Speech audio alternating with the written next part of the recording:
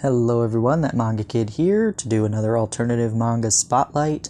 This time, Hayashi Seiichi's Red Red Rock and Other Stories. So all these stories, these short stories, took place between 1967 and 1970 when he wrote it.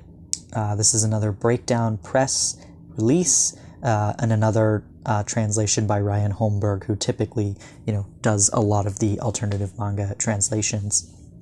So, Seiichi Hayashi did Red Colored Elegy, which I do have a review of on my channel as well. I quite enjoyed that one. That was a full story, whereas this one is short stories.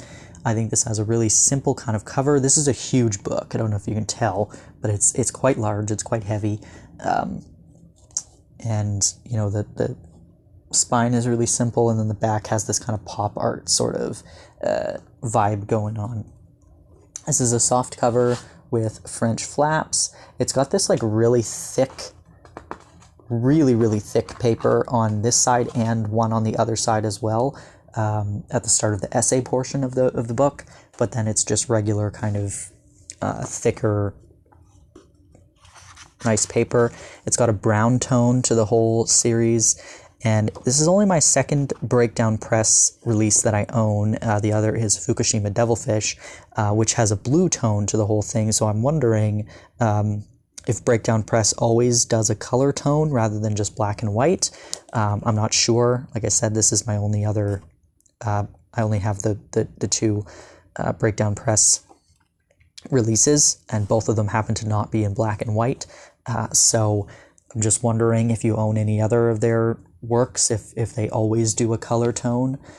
But I think that it's a really interesting way to do it. I think it adds something to the story, or the vibe, the atmosphere, and I quite enjoyed these. They're very, very different. And obviously alternative manga has an alternative vibe to it, but the essays go more into the fact that this is very pop art, confusing ridiculousness.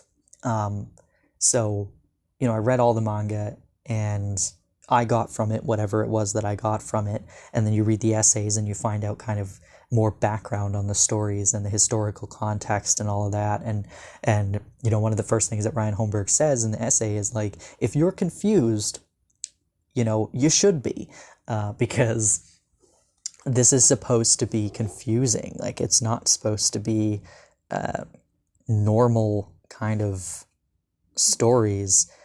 It's very ridiculous. You can actually see the color difference here. So this is the essay portion, and then this is the manga portion, and it's also, the essay is quite long, and then it's also got a bunch of color. This is photo paper. I will not show that page there because it's got a full-on vagina on it. This one's decently okay. There's boobs, but it's whatever. It's got a bunch of colored pictures referencing showing what was being referenced in the essay. And so, yeah, there's a lot of interesting art back there as well.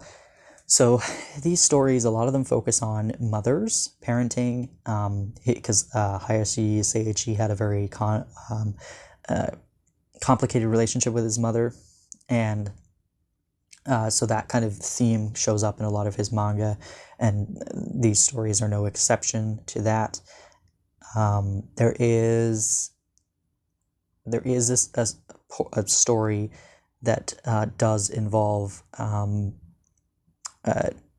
child sexual assault. It's not explicitly shown or anything, but it is very clear that that's what happened. So if that's something that is upsetting to you, then I would just be, taking note of that before reading this.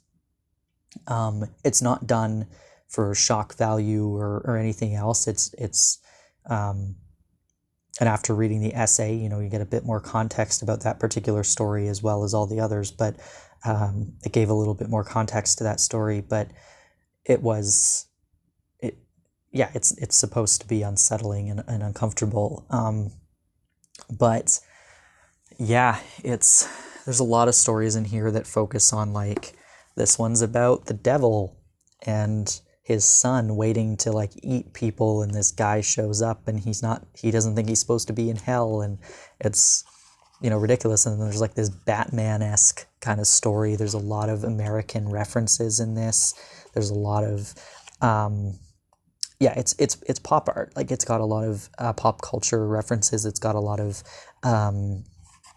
advertising, like American advertising references. It's got references to Marilyn Monroe, or like pictures literally of who you're very clearly supposed to assume is Marilyn Monroe. And yeah, it's so interesting and very different from Red Colored Elegy. So I was quite excited as I was reading this. I just found it really engaging and really bizarre, and all of the stories are so different from each other, you know, and very different art as well. Like, some of them are more kind of realistic looking people, whereas some of them are more, this one's just cartoony and bizarre. This one's even more cartoony. But yeah, it's an interesting book, to say the least. The essay was rather long. I found myself drifting a little bit as I was reading it. Doesn't mean it wasn't a good essay, it was very long and wordy, and there was no pictures to break it up. Usually in the essays there's pictures to break it up, but this time the pictures are separately on photo paper so they could do them in color, whereas the essay is just like, it's just words. And so it was a bit more like of a solid brick wall of text.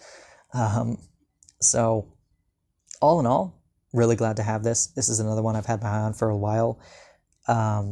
So I'm super happy to have it, and it's a lot bigger and like a nicer quality book than I was expecting, because I thought it was going to be kind of a more regular size. And even in terms of alternative manga, this is quite large. So yeah, I am looking to pick up literally anything Hayashi Seiichi that I can find in English, because this and Red Colored Elegy were both very different experiences, but very well done, and I enjoyed them immensely. And so I will keep my eye out for anything else that I can find for a reasonable price. But yeah, if you've read this, I'd love to hear your thoughts. If you have any questions or anything, leave them down below. Yeah, another high recommendation from me for this one. Thanks for watching.